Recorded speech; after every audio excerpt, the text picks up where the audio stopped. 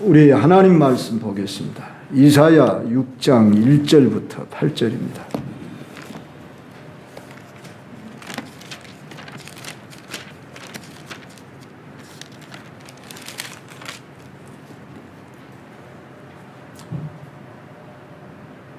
교독하겠습니다. 제가 먼저 읽습니다. 우시야 왕이 죽던 해에 내가 본즉 주께서 높이 들린 보좌에 앉으셨는데 그의 옷자락은 성전에 가득하였고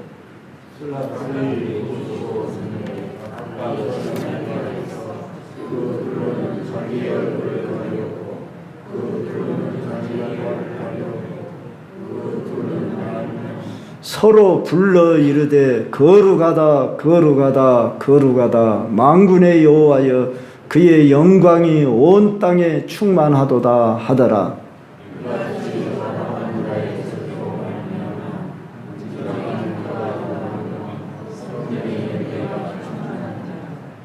그때에 내가 말하되 화로다 나여 망하게 되었도다.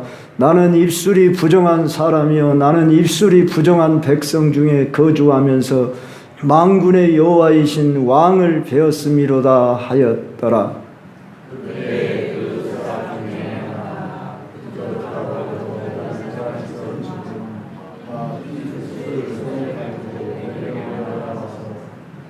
그것을 내 입술에 대며 이르되 보라 이것이 내 입에 닿았으니 내 악이 제하여졌고 내 죄가 사하여졌느니라 하더라.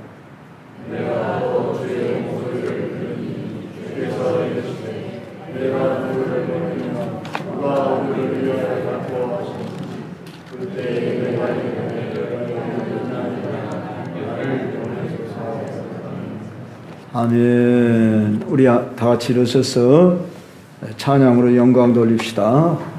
우리 보좌 앞에 모였네.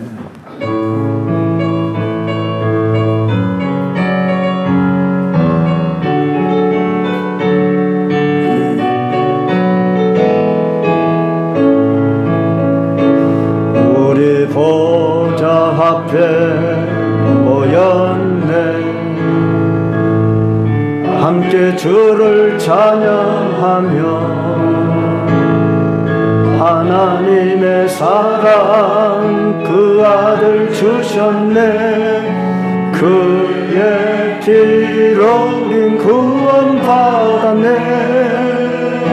십자가에서 쏟으신 그 사랑 강같이 온 땅에 흘러 나라와 족속 백성만 방에서 구원받고 주 경배 드리네. 구원하시니 보좌에 앉으신 우리 하나님과 어린 양께 있도다. 구원하시니 보좌에 앉으신 우리 하나님과 어린 양께 있도다.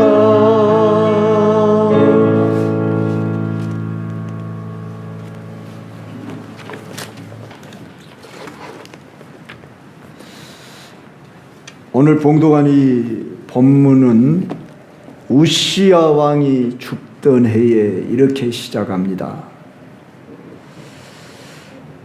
우시야 왕이 죽던 해는 주전 747년경으로 이 우시야 왕은 유다 10대 왕으로서 16세에 즉위해서 52년 동안 가장 어떻게 보면 장기간 통치했습니다. 이 우시야 왕은 국위를 선양하고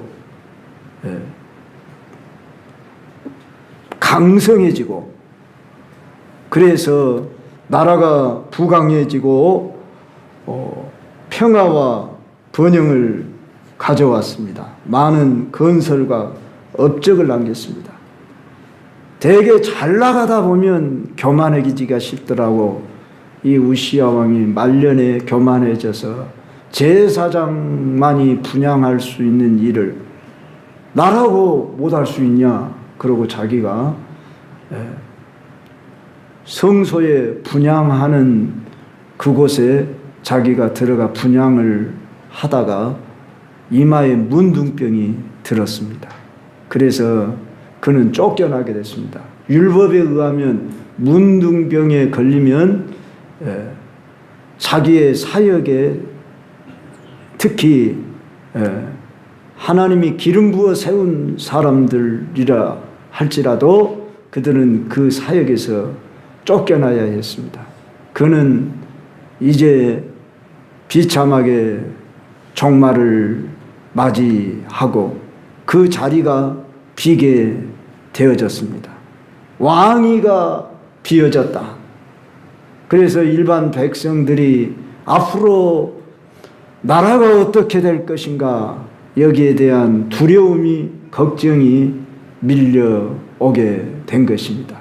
우리나라만 해도 참 대통령이 이렇게 탄핵되고 또 새로운 대통령이 되어지는 이런 과정 속에 많은 참 근심, 걱정, 나라에 대한 염려, 물론 희망도 가지고 있지만 여전히 지금도 경제가 흔들리고 있고 정치가 혼란스럽고 국제 정세가 더더구나 힘든 상황 속에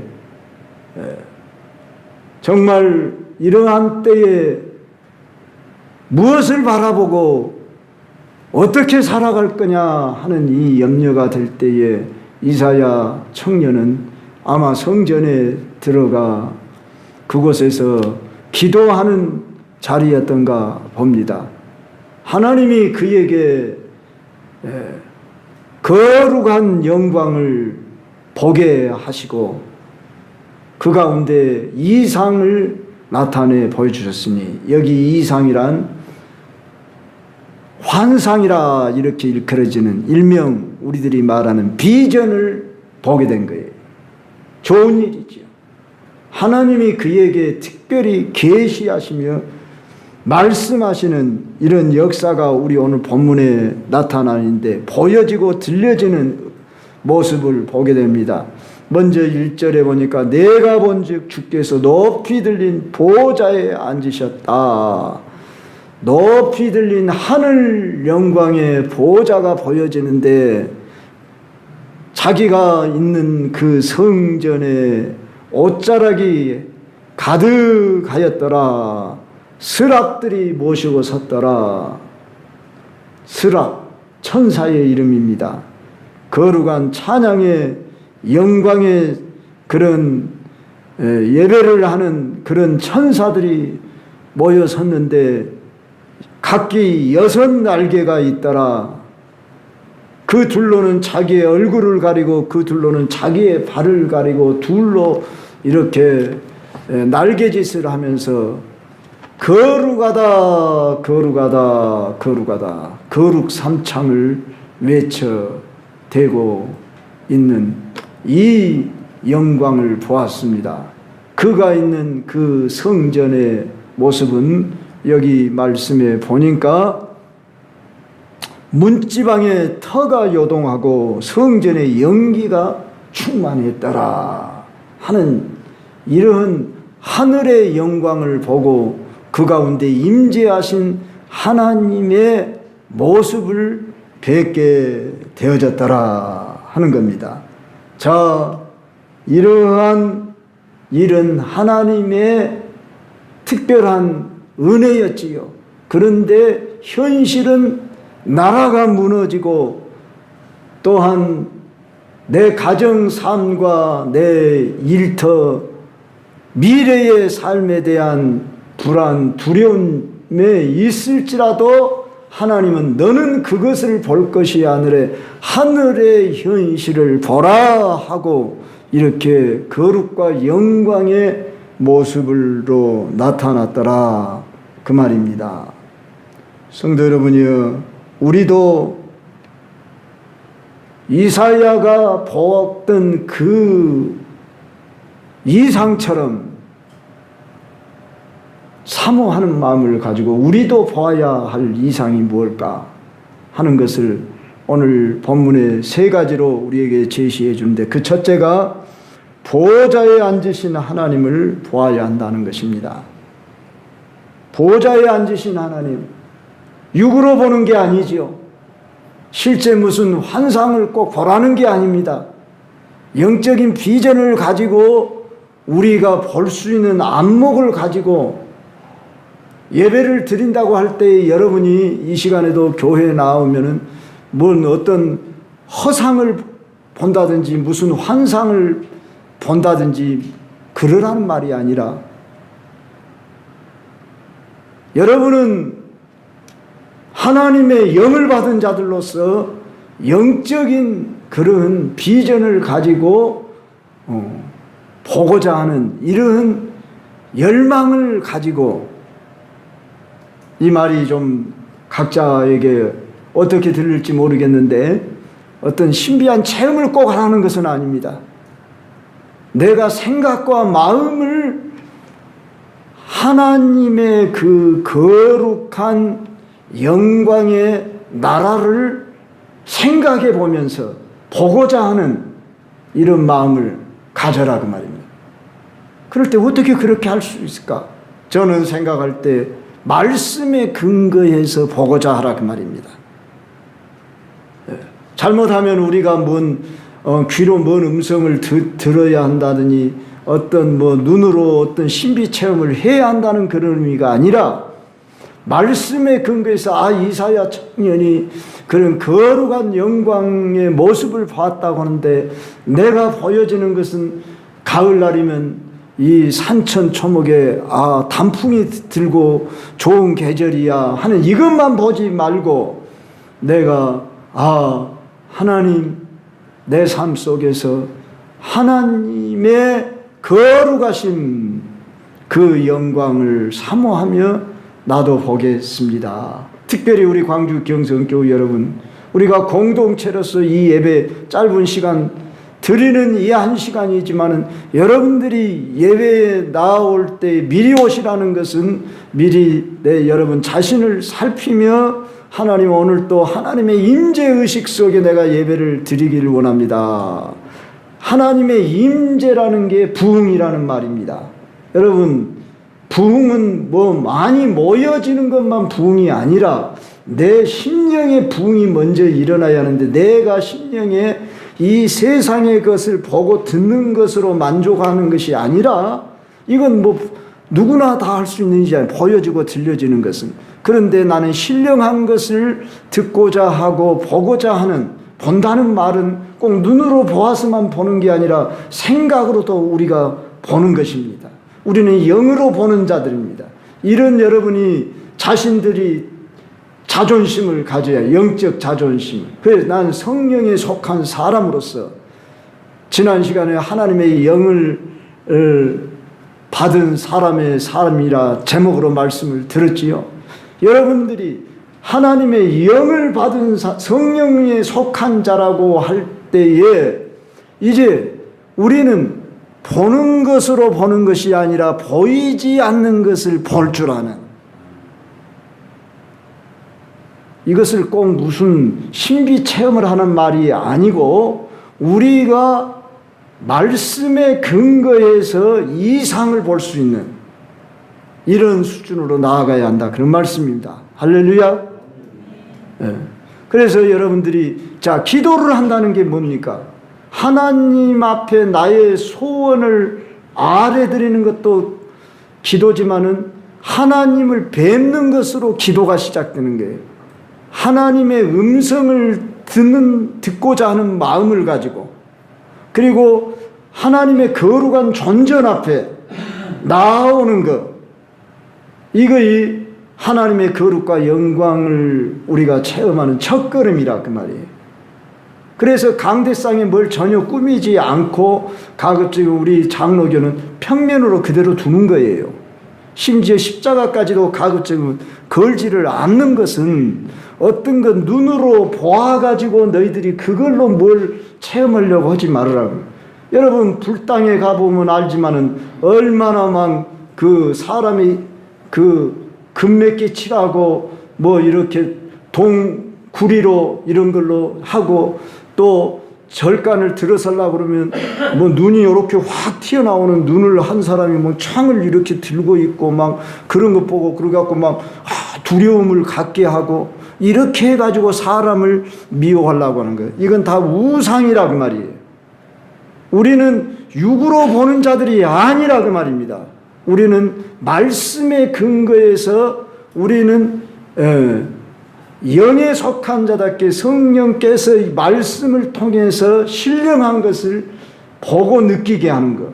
그래서 가급적이면 여러분들이 혹시 가정 안에 무슨 그 예수님 형상 같은 거 그런 거 지금도 보존하고 계신 분들은 다 그거 없애야 합니다. 어떤 것이 물론 그림 같은 것은 상관없지요. 그림이니까. 그러나 어떤 형상을 만들어 가지고 여러분들이 그것을 이렇게 예수님 믿는 사람들이 천주교인들이 그 뭐지요 막 마리아상이나 예수님 형상들 이렇게 막 간직하고 이렇게 하고 그러는데 얼른 보면 그것이 좋은 것 같아도요 그게 좋은 게 아니에요. 거기에 매이게 되는 거예요. 예수님은 온 우주보다 크신 분이고 하나님은 우주 만물을 지으신 천상 위에 계시는, 그래서 하나님은 자기 형상을 보여주지 않는 거예요. 예수님은 말씀이 육신이 되어서 이 세상에 오셨지만은 그만큼 낮아지신 분으로 오신 것은 우리 위하여 자신을 제물로 드리기 위함이셨죠. 그래서 여러분이 그런 것을 아셔야 됩니다. 우리는 영이신 하나님을 믿는 거예요. 그래서 하나님의 형상이 영이셔요. 형상이 영이시기 때문에 형상이 없다고 말이에요. 형상이 사람처럼 꾸미면 안 된다고 말입니다. 그러므로 우리는 하나님은 아무에게도 보여준 적이 없어요. 모세까지에게도 보여주지 않았어요. 하나님을 본 자는 없다고 그랬어요. 하나님을 육신의 눈으로 보려고 해서 되냐 그 말이에요. 이 하나님은 거룩하신 하나님, 영광의 하나님, 그러나 실존하시는 살아계신 하나님. 할렐루야. 말씀 가운데 우리에게 역사하시며 지금도 말씀하시는 이 하나님. 그래서 여러분들이 어쩐지 말씀을 자주 읽고 묵상하고 할 수 있으면 암송도 하시고, 그래서 우리 기독교는 말씀의 종교예요. 하나님 중심, 교회 중심, 말씀 중심 한 교회입니다.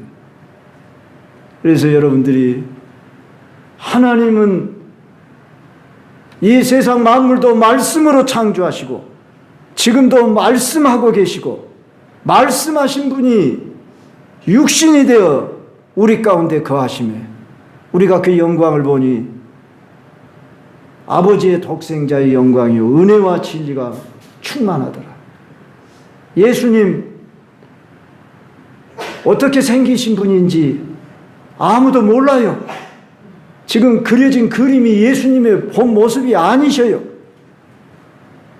근데 화가가 그렇게 그림을 그렸을 뿐이에요. 근데 우리 예수님 그러면 어떤 모습 생각해요? 우리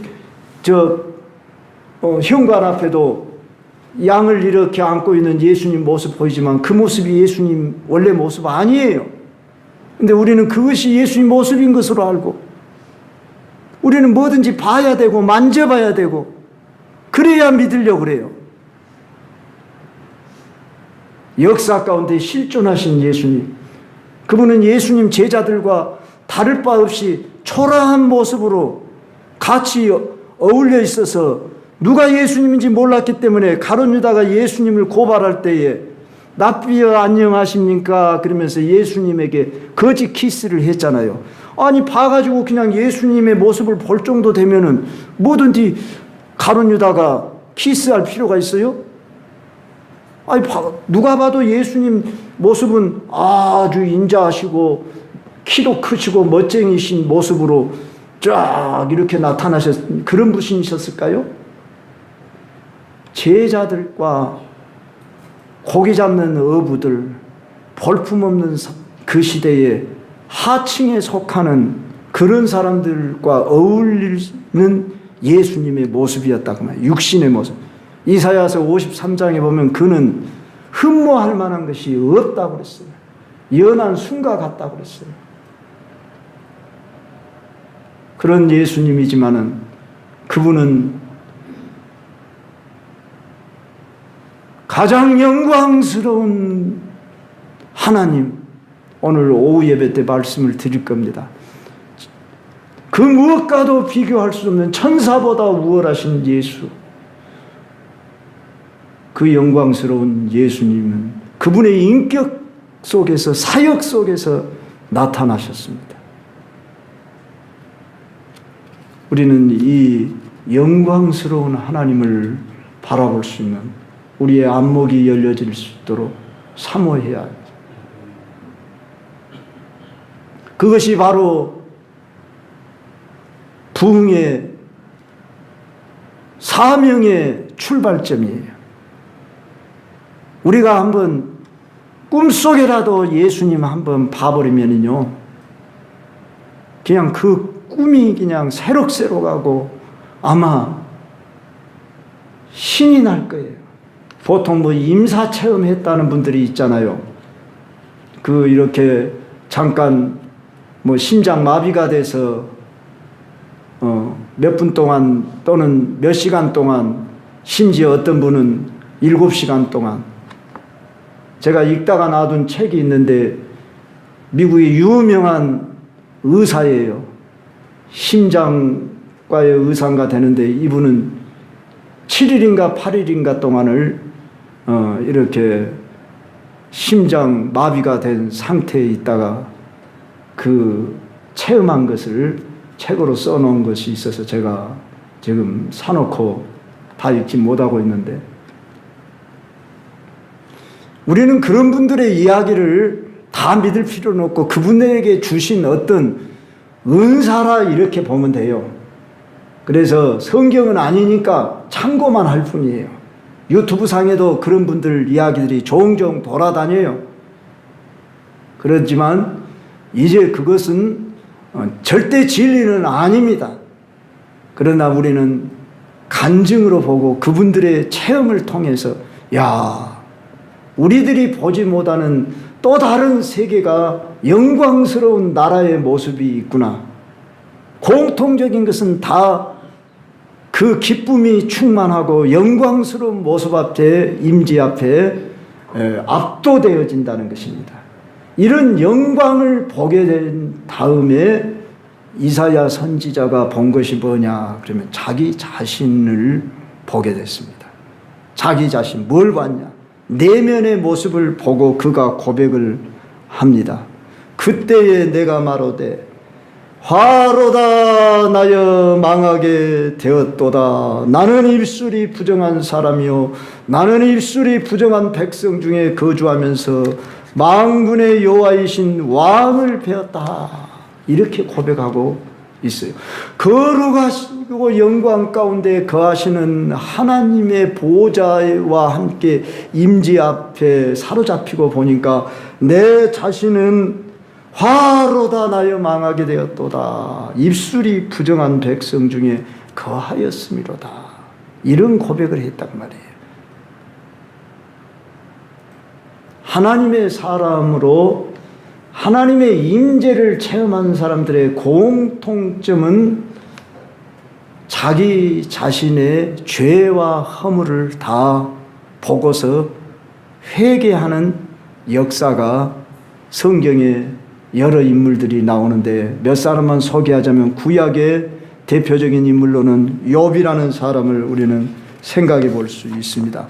욥은 참 10자식을 다 잃고 자기 몸에 각종 병이 들어서 고통 중에 신음하면서 이제 처음 어느 정도는 그도 견디고 주신 자도 여호와시고 모든 것을 취하신 자도 주신 자도 여호와시니 취하신 자도 여호와십니다. 그러고 하나님 앞에 그렇게 고백을 했지만 그가 끝까지 그렇게 의를 지키지 못했어요. 친구들이 막 비난을 하면서 정죄하고 그럴 때에도 나는 의롭다, 나는 잘못이 없다 막 그러면서 그렇게 했었지만 진정한 자기를 보지를 못했다가 이제 하나님께서 그에게 찾아와 말씀하실 때에 그가 고백합니다. 욥이 이렇게 말합니다. 내가 주께 대하여 귀로 듣기만 하였더니 이제는 눈으로 주를 배움나이다. 그러므로 내가 스스로 한하고 티끌과 재 가운데서 회개하나이다. 동방의 욥과 같은 의인이 없다. 당대에 이 욥은 아브람 시대에 살았던 동방에 속한 지금의 이란 이라크 지방에 속한 어떤 족장이었던 걸로 소개됩니다. 그런데 이 사람은 당대의 의인이었다고 했는데 그는 고난 중에 하나님을 만나게 되고 발견하고서 그가 고백하기를 전에는 이렇게 내가 귀로만 듣는 수준이었으나 이제는 눈으로 보고 한하고 그랬는데 여기 한이란 뭐랄까요? 우리 한국의 정서가 한의 정서가 있다고 그러잖아요. 그 한을 말하는 거예요. 그래서 내가 슬퍼하고 그런 뜻인 줄 압니다. 티끌과 재 가운데서 회개하나이다. 이런 고백을 했습니다. 예수님의 제자 중에 베드로 보십시오. 너는 나를 따르라. 안드레 동생을 통해서 예수님을 따르긴 따라서는 베드로가 여전히 고기를 잡는 일을 하고 있었어요. 베드로가 예수님 만나자마자 바로 그냥 배와 그물과 부친을 다 버려두고 따른 것이 아니었어요. 우리들 때 예수님 믿는다고 그래서 막 다 제자로 헌신하는 건 아니잖아요. 베드로도 어느 기간 동안 몇 달 동안은 그러했던 것 같습니다. 그래서 갈릴리 바닷가에서 고기를 잡으려고 밤새내 그물을 던졌는데 그날따라 고기를 한 마리도 잡지를 못하고 허탄한 심정으로 그물을 씻고 있는데 예수님이 그 시몬의 배를 타시고서 말씀을 전하고 있고 베드로는 그물을 씻고 있어요. 자, 말씀을 전하는데도 그물을 씻고 있는 베드로. 그런 상황 속에서 베드로에게 우리 예수님이 깊은 데로 가서 그물을 내려라 이런 말을 하는 거예요. 아니 누가 전문가냐고요? 고기 잡는 일은 베드로가 전문가잖아요. 예수님은 목수잖아요. 내가 밤새도록 그물을 던졌지만 한 마리도 잡지 못했을지라도 말씀에 의지하여 그물을 내리리이다. 당신의 말씀에 의지하여 내가 순종하리이다. 내가 전문가지만 내 지식 경험 내려놓고 당신이 하시는 그 말씀에 의지해서 내가 그물을 내리리이다. 그러고 내 그물을 던졌더니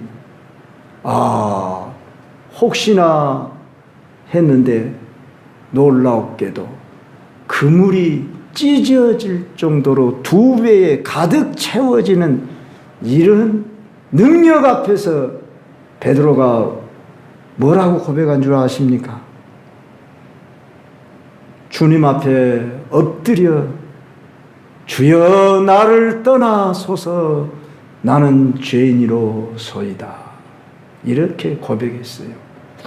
우리가 이 사실 잘 알지요. 진정으로 주님의 능력을 체험하면은 이렇게 자기 자신의 연약함을 보게 되고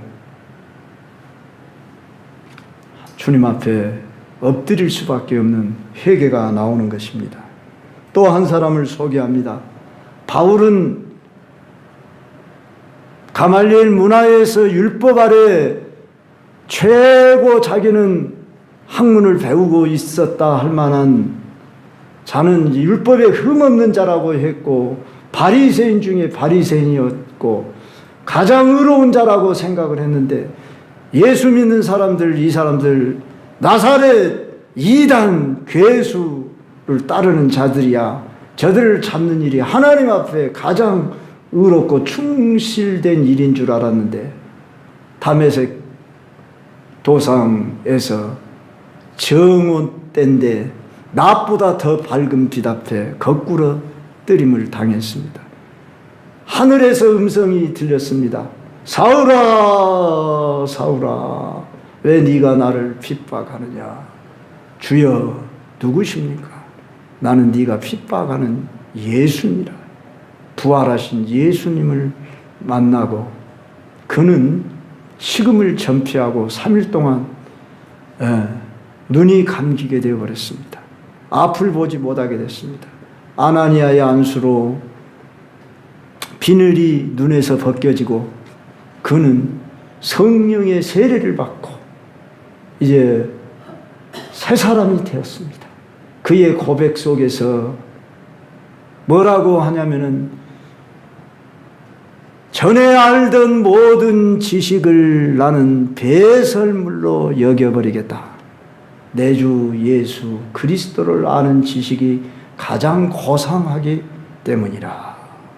그런 고백을 했죠. 잘 알듯이 우리는 바울은 나는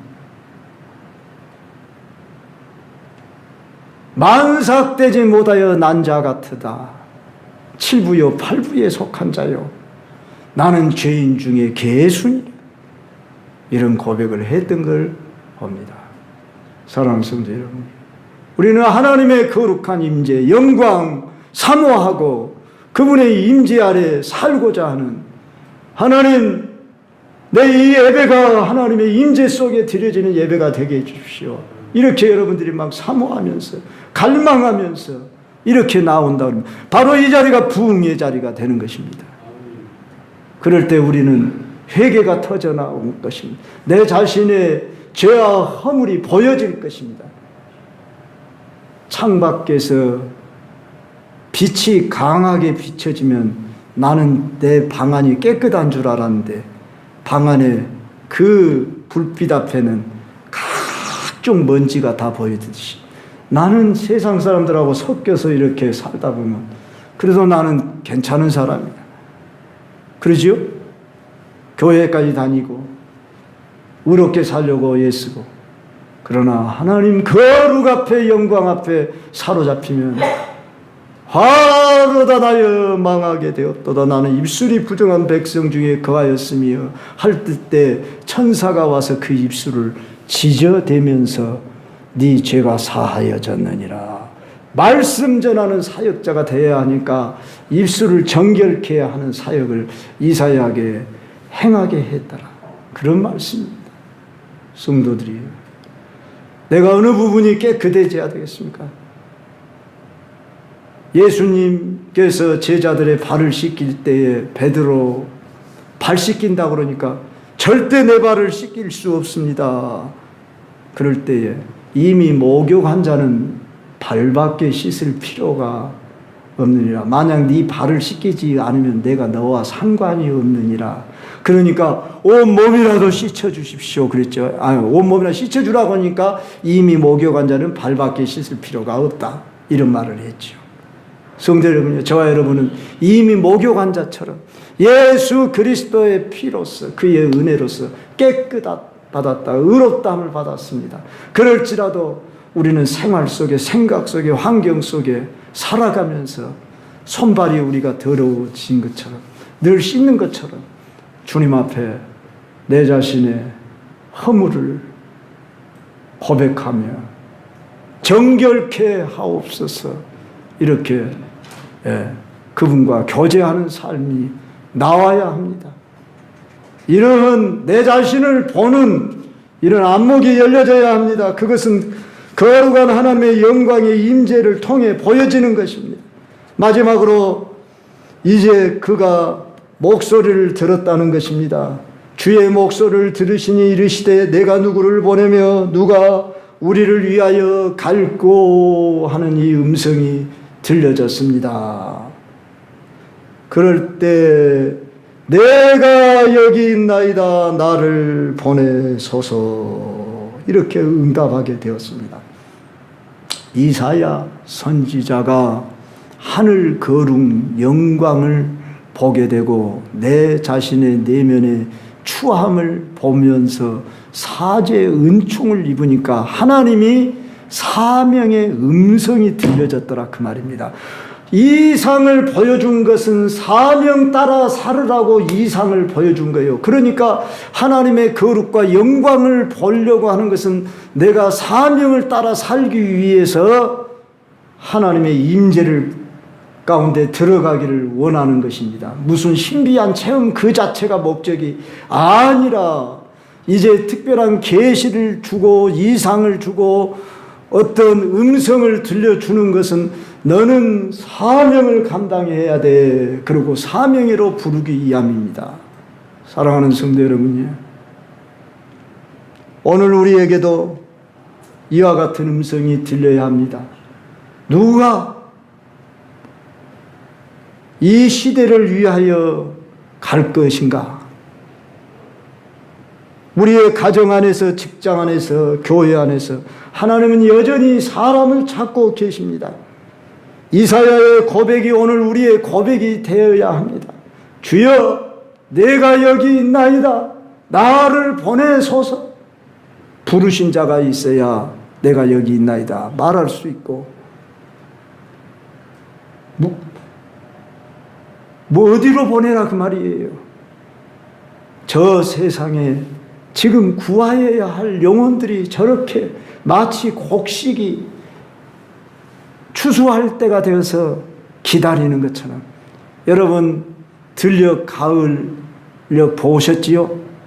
혹시 벼이삭 익은 거 보셨나요? 이번 추석 명절 주변에 차 타고 가시면서라도 그것은 보면서도 우리가 오늘 이 세상에 흩어진 영혼들을 추수해야 한다고 하는 이런 안목으로 보는 우리들의 안목이 갈급한 마음이 우리에게도 보여지고 들려져야 하지 않겠습니까? 이사야는 당대 무너진 나라 속에서 하늘의 이상을 본 사람이었습니다. 그 이상이 그를 선지자로 세웠고 그 이상이 역사를 바꾸게 되었습니다. 오늘 우리는 세상도 흔들리고 교회는 약해지고 마음은 두려움으로 밀려올지라도 이사야가 본 그 이상을 보고자 하는 마음처럼 꼭 여러분, 내가 말하는 것은 음성이 들려지고 환상이 보여오고자 신비 체험을 하라는 그런 의미가 아니라는 것을 다시 한번 강조하면서, 우리는 말씀 가운데서, 생각 가운데서 하나님이 우리에게 주시는 대로 사모하는 마음으로 주님과 나만의 시간을 가지려고, 우리 가을에 얼마나 기도하기 좋고 묵상하기 좋습니까? 애독하기 좋은 시간입니까? 하나님이 여러분들을 만나주시고 여러분들한테 보여주시고 들려주시고 가르쳐주시고 인도해 주셔서 사명자로 우뚝 서시고 여러분 심령 안에 부흥이 일어나시길 주님의 이름으로 축원합니다.